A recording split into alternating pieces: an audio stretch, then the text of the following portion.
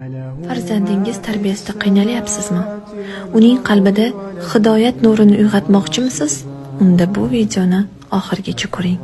Bir nechta farzandlar bor. Otalari ular uchun mol-dunyo sarflashadi, e'tiborni qattiq qaratishadi, lekin ular aynib ketishgan.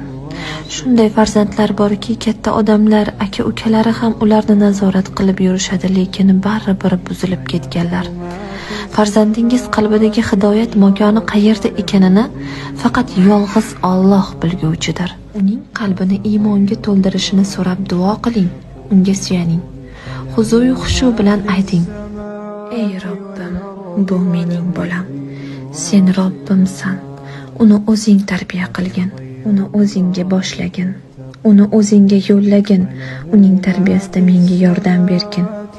Ey Robbim, agar menga yordam bermasang, sening amrlaringni go'zal tarzda bajarishiga chorlay olmayman.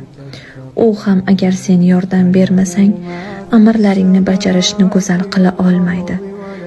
Bizga zikringda, shukringda, go'zal ibodatingda yordam bergin. Amin.